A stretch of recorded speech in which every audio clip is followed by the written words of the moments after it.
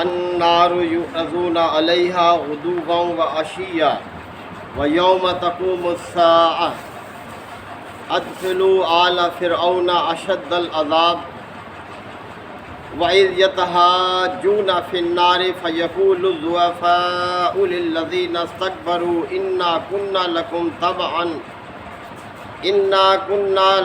تبعا فهل أنتم مغنون عنا نصيبا من النار قال الذين استكبروا إنا كل فيها إن الله قد حكم بين العباد وقال الذين في النار لخزنته جهنم ادخلوا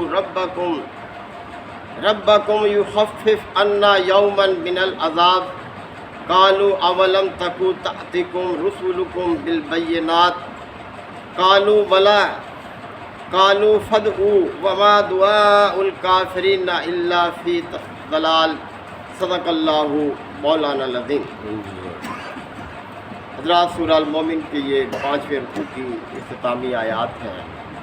اس سے پچھلی آیات میں اللہ تعالیٰ نے بڑی تفصیل کے ساتھ اس شخص کا خطاب جو ہے وہ بیان فرمایا جو حضرت موسیٰ علیہ السلام کی دعوت پر ایمان لے آیا تھا، اور اس نے ابتدا میں تو اپنے ایمان کو چھپا کر رکھا، اور وہ شخص فرعون کی قوم سے ہی تعلق رکھتا تھا، اس کا درباری تھا، اور اس نے بڑی تفصیل سے اللہ تعالیٰ کی دعوت کو قبول کرنے کی طرف توجہ دلائی اپنے ساتھیوں کو، اور آخر میں اس کی یہ بات کہ بہرحال میں تو اپنا معاملہ اللہ کے سپرد کر چکا ہوں، کہ میں نے وَأُفَوِّضُ أَمْرِي إِلَى اللَّهِ، میں نے اپنا معاملہ اللہ کے سپرد کر دیا ہے، اور ان اللہ بصیر بالعباد، اللہ اپنے بندوں کو دیکھ رہا ہے، اپنے بندوں پر نگاہ رکھے ہوئے ہے،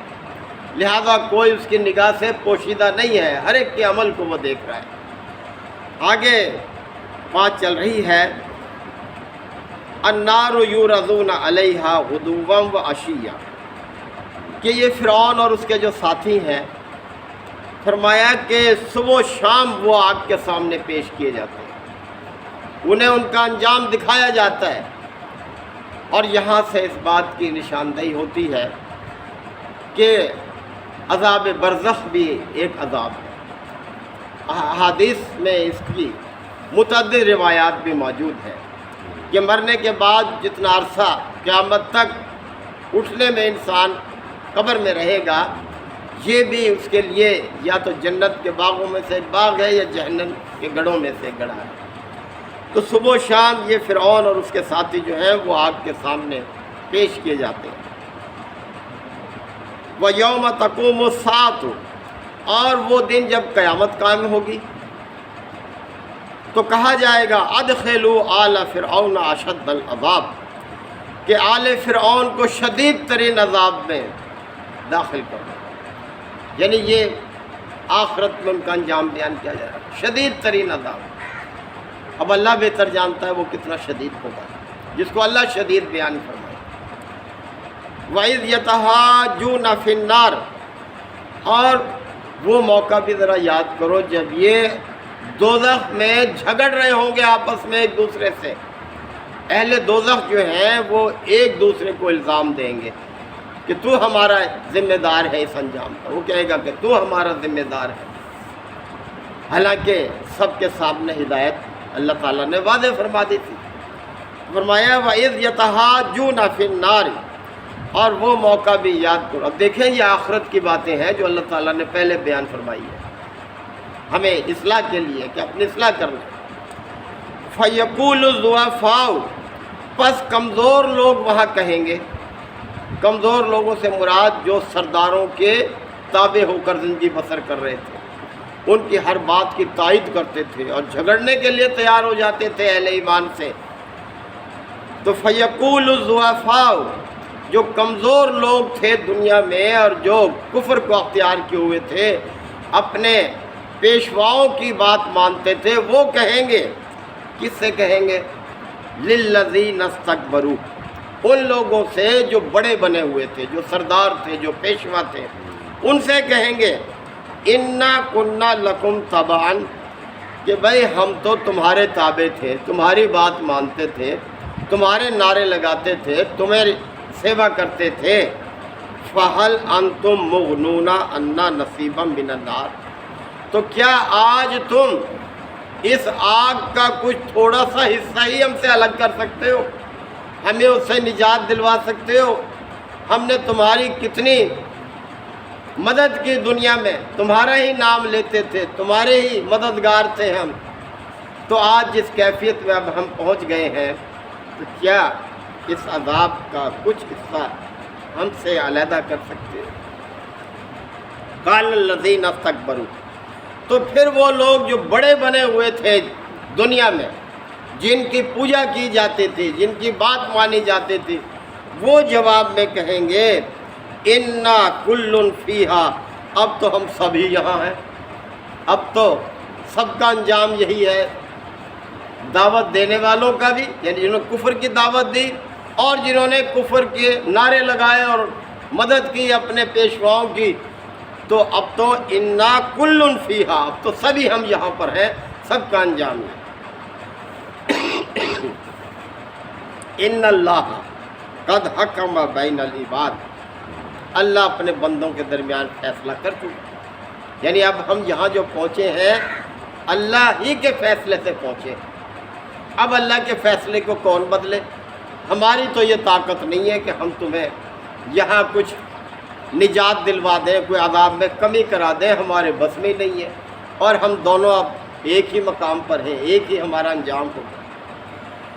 وَقَالَ الَّذِينَ فِي النَّارِ، اور جو لوگ دوزخ میں چلے جائیں گے وہ کہیں گے، کس سے کہیں گے؟ لِخَزَنَةِ جہنم، جہنم کے کارندوں سے کہیں گے، جو جہنم پہ اللہ کے فرشتے مقرر ہوں گے، پھر ان سے کہیں گے، یعنی پہلے اپنے پیشواؤں سے کہیں گے، اور جب وہاں سے مایوس ہو جائیں گے تو پھر اللہ کے وہ فرشتے جو جہنم پہ اپنی ذمہ داری انجام دے رہے ہوں گے، ان سے کہیں گے کہ لِخَزَنَةِ جَهَنَّمَ ادْعُوا رَبَّكُمْ، ارے تم ہی اپنے رب سے کوئی ہمارے لیے دعا کر دو، تم اپنے رب کے بڑے قریبی ہو، رب سے ہمارے لیے کوئی دعا کر لو۔ یخفف عنا، کہ کم کر دے ہمارے لیے، یوم من العذاب، اس عذاب میں ایک دن کی کمی کر دے اللہ تعالیٰ۔ دیکھیں اب دیکھیں ایک دن کتنی تھوڑی سی مہلت کے لیے بھی وہ فریاد کر رہے ہیں، حالانکہ قیامت کی سزا کافروں کے لیے دائمی ہے، ہمیشہ رہنے والی ہے۔ وہ کہیں گے ایک دن کی کمی کر دے ہمارے لیے۔ قالو، تو جہنم کے وہ فرشتے انہیں جواب میں کہیں گے اولم تکو تأتیکم رسولکم بالبینات، ارے ذرا بتاؤ کیا تمہارے پاس تمہارے رسول بینات لے کر نہیں آئے تھے؟ بینات روشن نشانیاں، واضح آیات، واضح انجام بیان کرنے والی آیات، کیا وہ تمہارے سامنے ہی نہیں آئے؟ کیا رسولوں کو پہچاننا کوئی مشکل تھا؟ رسول کی اپنی ذات ایک نمونہ ہوتی ہے انسانوں کے سامنے، ہر پہلو سے نمونہ ہوتی ہے، عقیدے کے لحاظ سے، معاملات کے لحاظ سے، ہر لحاظ سے، یعنی اس کا اخلاق کردار ایک نشانی ہوتی ہے، اور بعثت سے پہلے بھی اس کی زندگی جو ہے بے داغ ہوتی ہے، بڑی شفاف ہوتی ہے، اور پھر جو دعوت وہ پیش کرتا ہے اس میں کوئی کجی نہیں ہوتی، کوئی اس میں خامی نہیں اس کی نشاندہی کر سکتا، اور پھر اس کے علاوہ بھی معجزات بھی اللہ تعالیٰ ان کو دیتا ہے، یعنی کوئی مشکل نہیں ہوتی ہے پیغمبر کو پہچاننا جب وہ لوگوں کے سامنے اللہ کی دعوت پیش کرتا ہے، اور اس کی دعوت میں کوئی کجی نہیں، کوئی ایسی بات نہیں ہوتی جو خلاف حق ہو۔ تو وہ جہنم کے جو کارندے ہیں وہ جواب میں کہیں گے کہ اولم تکو تأتیکم رسولکم بالبینات، کیا تمہارے پاس تمہارے رسول بینات لے کر نہیں آئے تھے؟ قالوا بلا، وہ کہیں گے کیوں نہیں، لے کر تو آئے تھے، بڑی واضح، بہت سمجھایا تھا انہوں نے، بہت تاکید کی تھی، اس دن کے عذاب سے بھی ڈرایا تھا، ہم تو کہتے تھے کہ نہیں، ممکن ہی نہیں ہے دوبارہ پیدا ہو، یہ بلا کیسے ہو سکتا ہے، جب زمین میں ہم دب جائیں گے، مٹی بن جائیں گے، دوبارہ پیدا ہونا تو ممکن نہیں ہے۔ ہمارے آباء و اجداد چلے گئے، ایک جگہ یہ بھی ہے کہ فاتنا بھی آبائنا، ہمارے آباء و اجداد کو لا کر دکھاؤ پھر مانیں گے۔ ارے یہ کوئی کھیل تھوڑی ہے کہ جو کوئی مطالبہ کرے اللہ فوراً زندہ کر کے لے آئے۔ ان کے باپ دادا کو ماننا ہے مانو، نہیں مانا نہ مانو۔ وہ ہے نا ان الذین یخشون ربہم بالغیب لہم مغفرۃ واجر عظیم، جو لوگ بن دیکھے اپنے رب سے ڈرتے ہیں انہی کے لیے مغفرت ہے اور بڑا ان کے لیے اجر ہے۔ ان کے لیے آنکھوں کے سامنے کتنی چیزیں تو ہیں تمہارے سامنے عبرت کے لیے، سابقہ قوموں کا انجام نہیں ہے تمہاری آنکھوں کے سامنے؟ اللہ نے کیا کیا ان کے ساتھ، قوم نوح کے ساتھ، قوم عاد کے ساتھ، قوم فرعون کے ساتھ کیا کیا ہوا، سب تاریخ کا حصہ ہے۔ تو وہ کہیں گے کہ کالو بلا کیوں نہیں، کالو تو پھر وہ فرشتے کہیں گے فدعو، تو پھر خود ہی پکارو، خود ہی دعا کرو اپنے رب سے۔ دیکھو کیا جواب ملتا ہے تمہیں، وما دعاء الکافرین الا فی ضلال، اور کافروں کی دعا کچھ نہیں ہے سوائے گمراہی میں اضافہ، گمراہی ہے۔ اللہ سے دعا وہ شخص کرے جو اللہ سے ڈرنے والا ہو، انجام سے ڈرنے والا ہو۔ اور ابھی یہی بات، یہی صورتحال قاری صاحب پڑھ رہے تھے سورہ ملک میں، کہ جب کوئی گروہ جہنم میں پھینکا جائے گا، اذا القوا فیہا سمعوا لہا شہیقا، وہ اس کی دوڑنے کی آوازیں سنیں گے جہنم کی۔ اور جب کوئی گروہ پھینکا جائے گا، اس کے جو داروغہ ہیں جہنم کے، جو فرشتے ہیں، وہ کہیں گے الم یاتیکم نذیر، کیا تمہارے پاس کوئی خبردار کرنے والا نہیں آیا تھا؟ تو وہ کہیں گے قالوا بلا قد جاءنا نذیر، کیوں نہیں، ہمارے پاس ڈرانے والا تو آیا تھا۔ فکذبنا، ہم نے اس کو جھٹلا دیا، ہم نے بات ہی نہیں مانی اس کی۔ وقلنا، اور ہم نے یہ کہا پیغمبروں کو ما نزل اللہ من شیء، اللہ نے ایسی کوئی بات نہیں اتاری جو تم کہہ رہے ہو، ہم نہیں مانتے تمہاری بات۔ یعنی اللہ نے تو کوئی کسر نہیں چھوڑی بات کو واضح کرنے میں، کہ ہم نے ہی جھٹلا دیا پیغمبروں کو اور ہم نے کہا ایسی کوئی بات نہیں اللہ نے نازل کی۔ محترم فقہ، اللہ نے اپنی اس ہدایت کو بہت واضح کیا ہے، یعنی جس حد تک واضح کرنے کی ضرورت تھی اللہ نے وہ پوری کر دی۔ اب انسان پڑھے اس کتاب کو، سمجھے اس کو، غور و فکر کرے، جو بھی اس پر غور و فکر کرے گا وہ ضرور صحیح نتیجے پر پہنچے گا، وہ اپنی اصلاح کر لے گا۔ اور جو اس کو کہے کہ یہ تو نعوذ باللہ جھوٹ ہے، پیغمبر جھوٹے ہیں، یہ کلام خود گھڑ لیا گیا ہے، کسی سے سن کر آیا ہے، اب بتائیں کہ پھر یہ کلام اس کو کیا فائدہ دے گا؟ اسی کو فائدہ دے گا جو اس کو حق سمجھے گا، اس کو غور و فکر کرے گا، اس کو سمجھے گا۔ اللہ تعالی ہم سب کو بھی اس کتاب کو سمجھنے کے عمل کی توفیق عطا فرمائے۔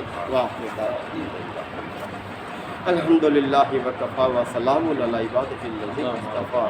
ربنا آتنا فی الدنیا حسنہ وفی الآخرۃ حسنہ وقنا عذاب النار وادخلنا الجنۃ مع الابرار یا عزیز یا غفار یا رب العالمین۔ اللہم انک عفو کریم تحب العفو فاعف عنا۔ اللہم من احییتہ منا فاحیہ علی الاسلام ومن توفیتہ منا فتوفہ علی الایمان۔ یا شافی الامراض اشف مرضانا و مرضى المسلمین۔ یا قاضی الحاجات اقض حاجاتنا و حاجات المسلمین۔ اللہم اعز الاسلام والمسلمین۔ ربنا تقبل منا انک انت السمیع العلیم وتب علینا انک انت التواب الرحیم۔ صلی اللہ تعالی علی خیر خلقہ محمد و آلہ و صحبہ اجمعین۔